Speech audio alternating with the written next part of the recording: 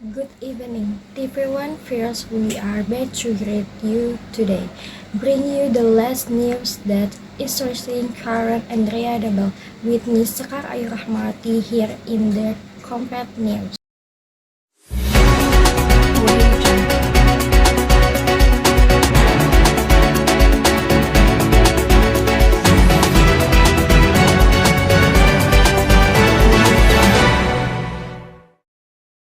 A man in Indragiri Hulu, Riau, recklessly set his wife on fire. The perpetrator was jealous and suspect his wife of having an affair with another man.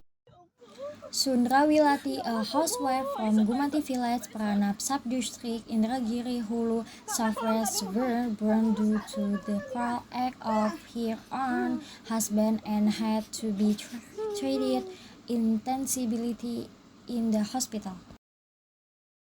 After committing the act, the perpetrator fled, leaving his wife in critical condition. Police finally arrested him after nearly a week of hiding in the forest.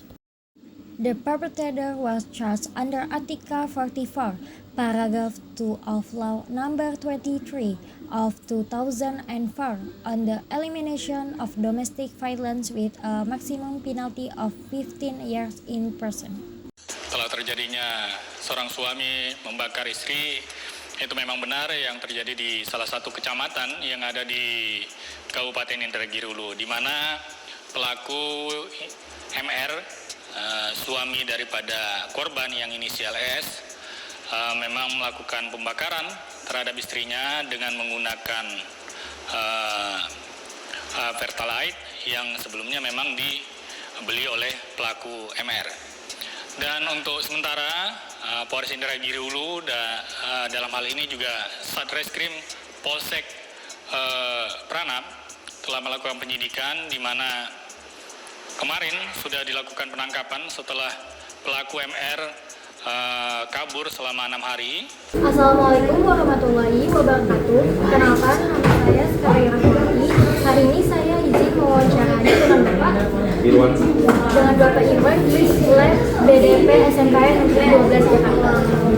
Pertanyaan pertama yang saya tanyakan adalah, menurut pandangan Bapak, faktor cemburu akibat perselingkuhan yang memicu kasus ini bisa dicegah dengan cara apa?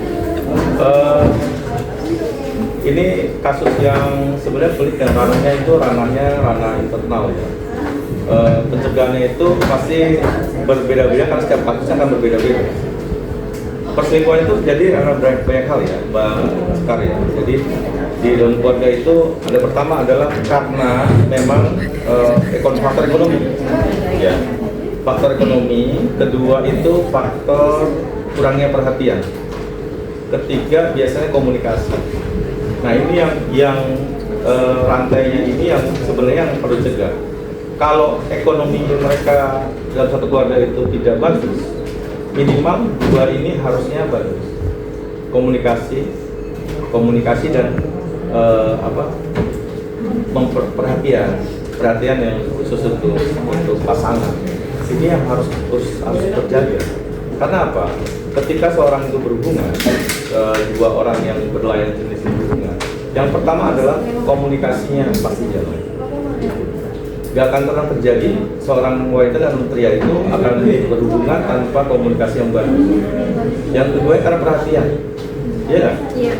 Perhatian, kalau dia mendapatkan perhatian lebih, dia akan merasakan seorang wanita akan merasa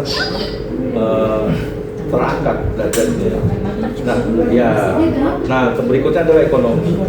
Nah, sekarang ini tiga faktor ini yang memang yang sangat berpengaruh. Tapi yang pasti dua inilah yang harus dijaga dalam satu hubungan keluarga atau hubungan keluarga. Nah, dari dua inilah yang menutup untuk terjadinya perselingkuhan. Kalau faktor ekonomi ini saling memahami. Kalau dia sudah menerima, kalau dia sudah menerima sebagai pasangan, ya, kondisi apapun akan diterima. Usahakan berdua untuk ekonomi. Ya itu aja sekarang. Pertanyaan kedua, menurut Bapak, apakah kasus ini menjadi pelajaran yang penting bagi warga desa dalam membangun keluarga yang harmonis? Ya pasti ya. Pasti akhir nanti akan berpikir setiap setiap anak yang akan dinikahkan itu akan dia akan orang tuanya harus melihat bibit, bebek dan bobotnya. Ya itu karena itu akan jadi setiap orang tua itu nggak mau anaknya nikah berkali-kali, tapi pengen nikah sekali untuk selamanya. Baik, terima kasih atas wawancaranya. Pertanyaannya sangat memuaskan, Bapak. Terima kasih banyak. Oke, sama-sama. Assalamualaikum warahmatullahi wabarakatuh. Waalaikumsalam. That concludes today's news. I'm Sekar Rahmawati signing off. See you again in the next news.